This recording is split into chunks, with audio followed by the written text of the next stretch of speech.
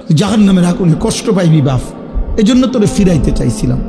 খবরের আযাবে কষ্ট পাইবি বেটা, এই রং তামাশার ফুর্তি শেষ হয়ে যাবে। রঙিন ঘুড়ি কাইটা পড়বে একদিন, রঙিন ঘুড়ি একদিন কাইটা পড়বে। এই চুলের পেখম একদিন কেউ দেখবে না, এই যৌবনের অহংকার দোস্ত কেউ দেখে না। এ দেখতে দেখতে ফুরায় যায়, দেখতে দেখতে হারায় যায়। এই জন্য দোস্ত এটা ফিকির করা উচিত। আল্লাহ তাআলা বলছে বান্দা ওয়ালি তুকমিলুল ইদ্দা, আমি চেয়েছিলাম তুমি আমার পুরাটা মাস পুরা করো, সবগুলো বন্দিগি পুরা করবা, পুরা করো পুরা করো। আল্লাহ বলছে পুরা করো, কঠিন হবে না বান্দা, আমি পারবো না। পারবা বান্দা, আল্লাহ বলতেছে পারবা, আমি জানি তুমি পারবা, তুমি না পারলে আমি তোমারে দিতাম। লা ইউকাল্লিফুল্লাহু নাফসান ইল্লা উসআহা, আমি আমার বান্দার উপরে সাধ্যের অতিরিক্ত কিচ্ছু চাপাই না, কিচ্ছু চাপাই না। আল্লাহ তাআলা কোনো বিষয় কঠিন, কি পরিমাণ ইহসান কারম করছেন। আমরা কিতাবে পড়ছি, আল্লামা ইমাম ইবনুল কাইয়িম আল জাওজি রাহমাতুল্লাহ আলাইহি বলছে যে আল্লাহ সবচেয়ে বেশি কোন ইবাদত করতে বলছে? একটি ইবাদত কেবল আনলিমিটেড, সেটা হলো জিকির। জিকিরের কোনো কি নাই, পরিমাণ নাই। প্রতিদিন 10,000 বার জিকির করলে যথেষ্ট না এমন কথা নাই, আবার 1000 বার করলে হইছে না এমনও নাই। এই জিকির একমাত্র আনলিমিটেড, মানে হিসাব ছাড়া করতে থাকো। কাসীরা উযকুরুল্লাহ যিকরান কাসীরা, কিন্তু নামাজ এটার হিসাব আছে, রোজা এটার হিসাব আছে, যাকাত এটার হিসাব আছে, হজ এটার হিসাব আছে, ঠিক না? মানে শুরু আছে, শেষ আছে, নির্ধারিত সময়সীমা আছে, নির্ধারিত পরিমাণ আছে, নির্ধারিত পরিমাণ। ফরজ 4 রাকাত, আপনি 4.5 রাকাত হলেও গুণ, কথা বুঝছেন? কিন্তু জিকির একটি ইবাদত যেটা জবান দিয়া বান্দা করে, এটা পরিমাণ নির্ধারণ না। তো আল্লামা ইমাম ইবনুল কাইয়িম রাহমাতুল্লাহ আলাইহি বলে যে আল্লাহ তাআলা জিকিরকে হিসাব ছাড়া আনলিমিটেড বলছেন, করতে থাকো করতে থাকো, বাড়াইতে থাকো বাড়াইতে থাকো, কাসীরা কাসীরা, বাড়াও বাড়াও বাড়াও, আরো আরো আরো।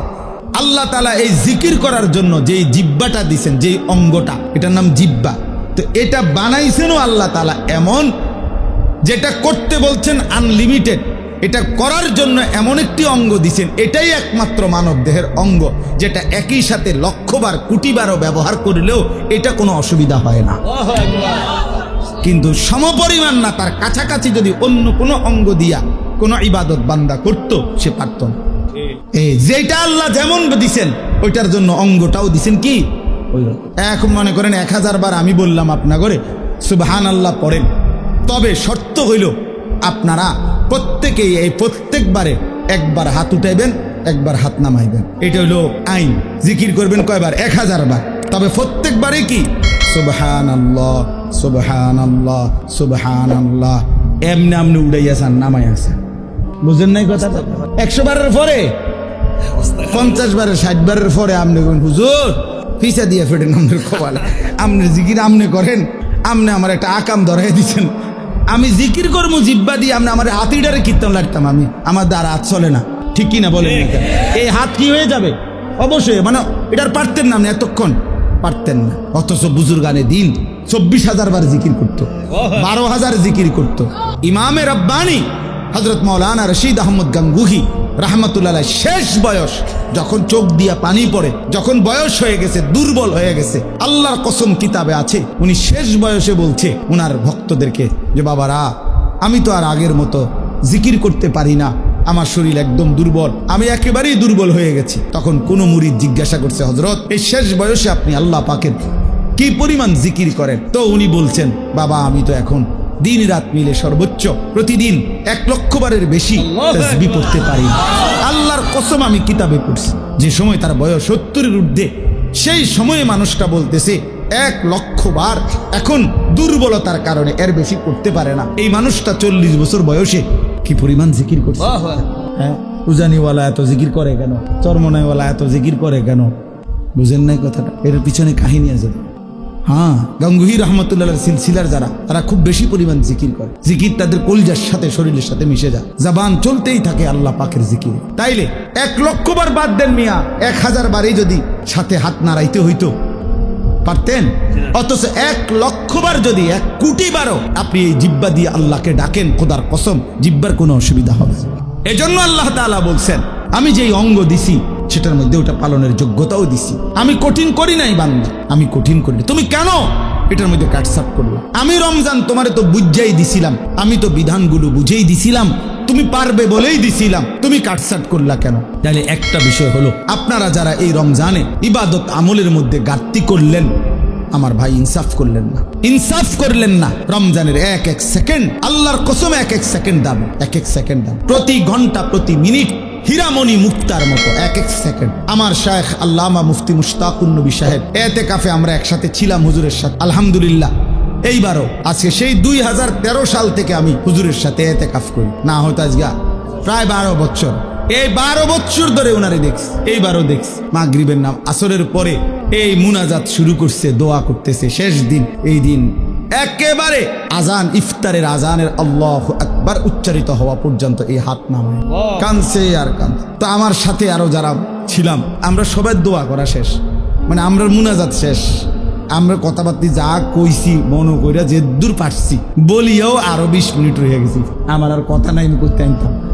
কিন্তু উনারে দেখলাম, উনারে তো শেষ হয় না, উনি তো কানতে আছে।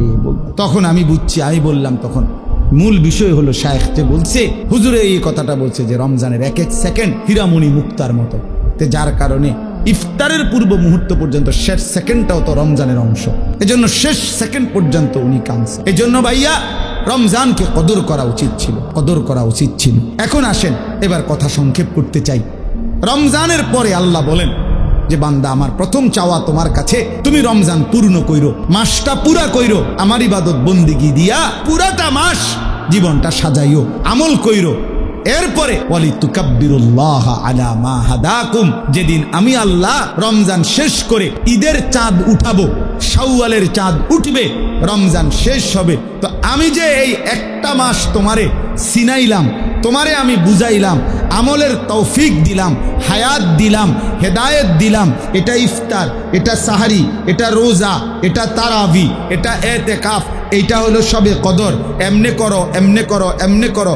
আমার রসুলের মাধ্যমে তোমারে যে আমি সব কিছুর পথ দেখাইলাম, এই যে আমি নিয়ামত দিলাম, তো এই খুশিতে, এই কৃতজ্ঞতায়, এই জন্যে তুমি চাঁদ উঠলে ঈদের নামাজের পূর্ব পর্যন্ত আমি আল্লাহর তাকবীর বড়ত্ব বলতে থাকো, আল্লাহু আকবার, আল্লাহু আকবার, লা ইলাহা ইল্লাল্লাহু ওয়াল্লাহু আকবার, আল্লাহু আকবার ওয়ালিল্লাহিল হামদ। আল্লাহ আপনি বড়, আপনি বড়, তাই বলেই আপনি আমারে রোজা রাখবার তৌফিক দিছেন, আপনি বড় ইফতারের সুযোগ দিছেন, আপনি বড় বলেই আমারে সাহারির সুযোগ দিছেন, তারাবির সুযোগ দিছেন, এতেকাফের সুযোগ দিছেন, সবে কদরের সুযোগ দিছেন। আল্লাহ আপনি বড়, আপনি বড়, আপনি বড়। রমজানের চাঁদ উঠছে যেদিন, এই বছর আমি সেদিন আমার শায়েখ আল্লামা মুফতি মুশতাকুন নবী সাহেব হুজুরের সাথে মদিনা শরীফ ছিলাম, মসজিদে নববীতে রাসূলুল্লাহ সাল্লাল্লাহু আলাইহি সাল্লামের রওজায়ে আতহার, রওজা মুবারকের ঠিক পিছনে ছাতার নিচে আমরা বসা, এ বসে নবীজির রওজা শরীফ দেখা যায়, তাকায় তাকায় আসি আমরা। এরকম সময় সূর্য ডুবছে, তো মাগরিবের আজান হইছে। ওই দিন মাগরিবের নামাজ দাঁড়াইতে ইমাম সাহেব একটু দেরি করছে, বুঝা যাইতেছে যে একটু দেরি হইতেছে। এরপরে ইমাম সাহেব দাঁড়াইছে, নামাজ পড়ছে। নামাজের মধ্যে প্রথম রাকাতেই ইয়া আইয়ুহাল্লাযীনা আমানু কুতিবা আলাইকুমুস সিয়াম এটা পড়ছে এই মদিনার ইমাম, মসজিদে নববীর ইমাম। তা সালাম ফিরাইয়াই আমি বললাম, সাথে ডানে বামে আমার সাথে যারা ছিল আমাকে তা করে বললাম চাঁদ উঠছে। হ্যাঁ, হেরা গুলো কেমনে বুঝলেন হুজুর? আমি বললাম ওই যে তেলাওয়াত করছে, আয়াত পড়ছে, এটাই বুঝা যায়। ওই না তার মাইকে বলে না, তো এমনি বুঝছি যে চাঁদ উঠছে, কারণ ওই জন্যই সিয়াম পড়ছে, রোজার আয়াত পড়ছে। তো এখন বলার উদ্দেশ্য হইল, সালাম ফিরাইয়াই ইমাম সাহেব তো একটু পরেই সাথে সাথে জানাজার এলান হয়েছে। মক্কা মদিনায় প্রত্যেক ওয়াক্তের পরে জানাজা হয়, তো মাগরিবের পর পরও তখন জানাজা হয়। তখন আমার যেটা উদ্দেশ্য বলা, আমার শায়েখ আল্লামা মুফতি মুশতাকুন নবী সাহেব আমার এরকম হাতে টান দিয়ে বলছে, মাওলানা হ্যাঁ একটা জিনিস ভাবেন, এই এখন যাদের জানাজা হবে এই মানুষগুলো গত 2 মাস আল্লাহর কাছে রমজানের জন্য দোয়া করছে, কিন্তু আজ তো সত্যি সত্যি চাঁদ উঠলো, এরা তো হায়াত পাইবে। আজকে এখন মাগরিবে যাদের জানাজা হবে, এরা কি গত 10 দিন আগে মারা গেছে?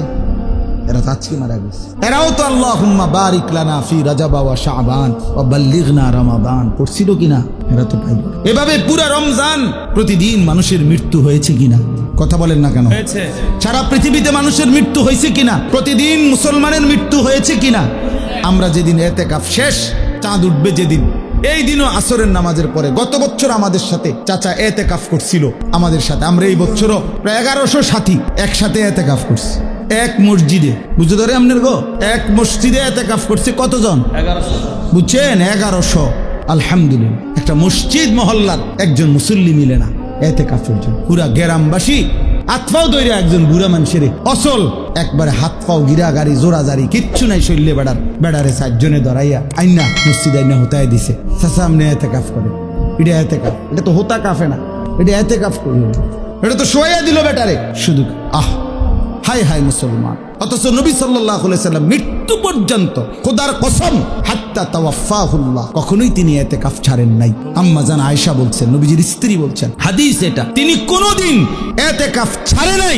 আশিক কোনোদিন ইতিকাফ করে নাই।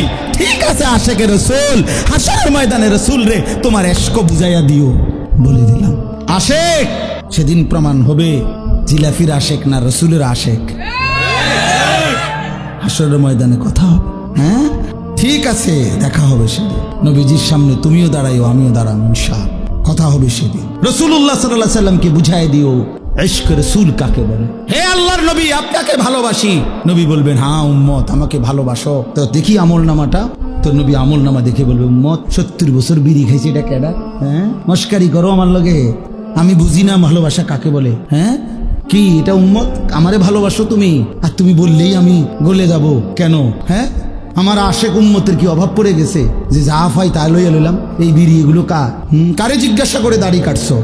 কারে? এই আশেক কারে জিজ্ঞাসা করে দাড়ি কাটছো? 70 বছর যে তোমার ঘরে রঙিন টেলিভিশন চলছে, এটা ইশকে রাসূল? 50 বছর ধরে যে 2 নম্বরই 6 নম্বরই করে কামাই করছো, এটা রাসূলের ভালোবাসা? ফালাও এটা, যা বেটা আনতে কে বেটা, সোহকান সোহকান দূর হবে এটা। খোদার কসম এটা হাদিস। হাদিস কি নাই? অবশ্যই 100%। আরে বেটা এটা রাসূলের হাদিস বেটা। সোহকান সোহকান আল্লাহর নবী বল, যা বেটা। নবী বলবে দূর হবে এটা আনতে কে, দূর হবে এটা। আমার হাউজে কাউসারের পানি এটা 15 টাকা বোতলের পানি না। আমার হাউজে কাউসারের পানি এটা 1 কাপ চা না। তুমি এটা মস্কারি মনে করছো? হ্যাঁ তুমি আসবাই আর তোমার আমি দিয়ে দেবো। বাহ বাহ।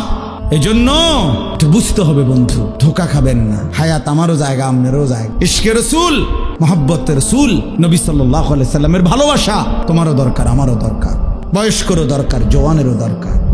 কিন্তু আক্ষরিক অর্থে কাগজে কলমে বুঝায় দেয় হালাল হারামের পার্থক্য নাই যার মধ্যে, সে কিভাবে রাসূলের আশিক? হুজুর বলেন পাক না পাকের যার মধ্যে কোনো পার্থক্যই নাই, তুমি কিভাবে নবী প্রেমিক? আরে ভাইয়া এতটা সহজ বাংলা কথা যে বুঝে না হেতরে কিতা করো? তোমার আর কেমনে বুঝানো? এটা না বুঝার কি আছে চাচা? বলেন চাচা, এটা তো একটা বাংলা কথা, সহজ কথা। সারাটা জিন্দেগি নবীজির বিরোধিতা করে, নবীর তরিকার বিরোধিতা করে সে রাসূলের আশিক কোন যুক্তিতে হবে? কেন হবে? কেন হবে? কেন? আরে ভাইয়া কেন হবে? এত বড় জুলুম কেমনে করলেন? এত বড় বোকামি কেমনে করলেন? আল্লাহ আমাদেরকে বুঝ দান করে, আল্লাহ আমাদেরকে মাফ করে দেন।